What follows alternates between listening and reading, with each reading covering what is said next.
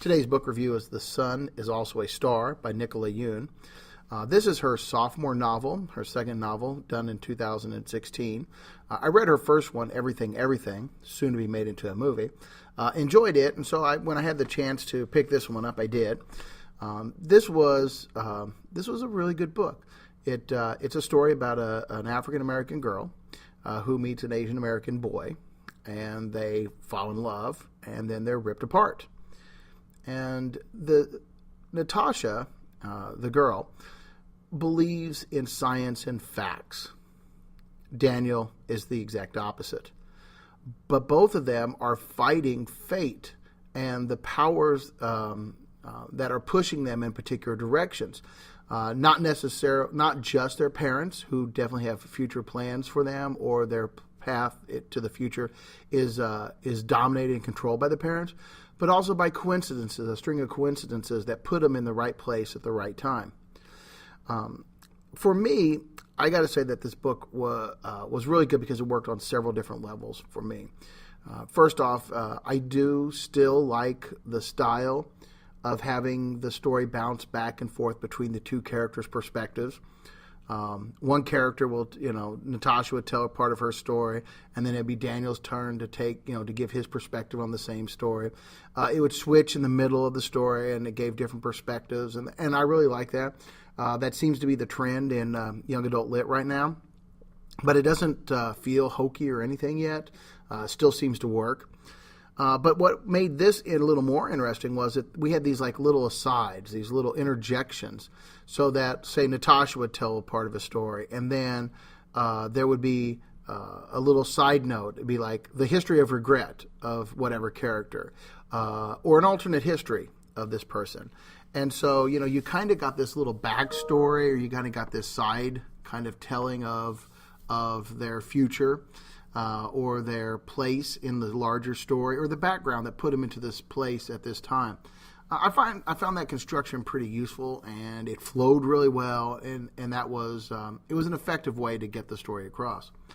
I think, though, that one of the real powerful parts of the story was just how interconnected all the characters were.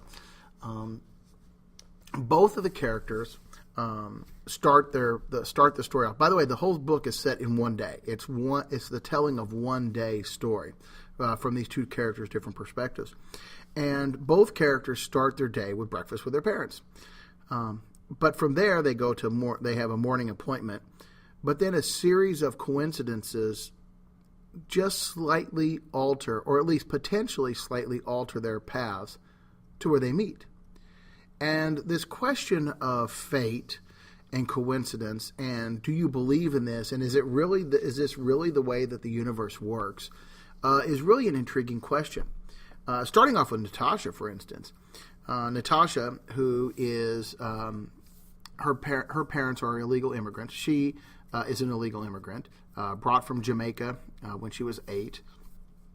And now her father, because he had a DUI arrest, his family is being deported, or is up for deportation, and they will be deported this evening. The end of the book, the ending of the story, the ending of the first day, they are to be deported, and Natasha's off to try to talk to somebody at immigration to maybe get something changed, or to get some advice, or to help, or something. And as Natasha tells the story, when she gets to the immigration building, the security guard who checks her in, who does the metal detecting and the security screening, delays her a little bit. And because she's delayed, the question then becomes, do all the other events happen because she was delayed? Would she have ever met Daniel had that security guard not been working, or not been delayed, or if she had got there a few minutes earlier, so that security guard's delay would not have caused her to be late to her appointment? This idea of coincidence and facts was really interesting. It was well explained, and it was a nice part of the story, not the story itself. And I think that was really beneficial because it didn't take away from the story. So I really did appreciate that. I think the other piece of the story that really worked for me was the fact that it was pretty believable.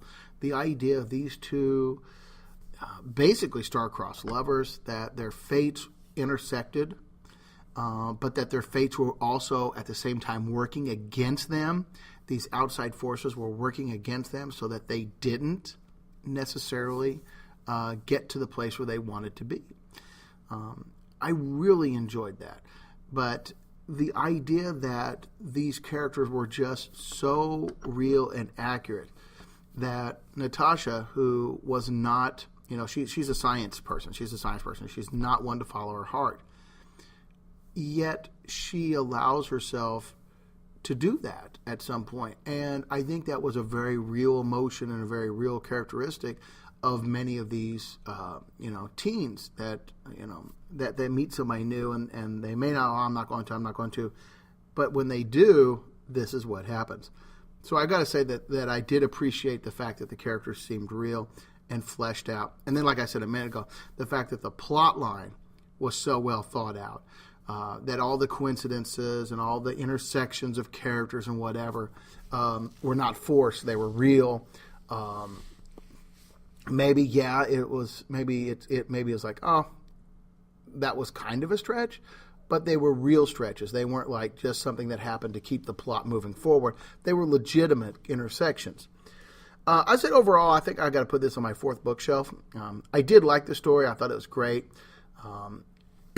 I think some of the questions that it brings up do kind of force you to think about things a little differently. I definitely would recommend it to my students to read, as I did with the first one, Everything. So in the end, I got a Nicola Yoon on the fourth bookshelf.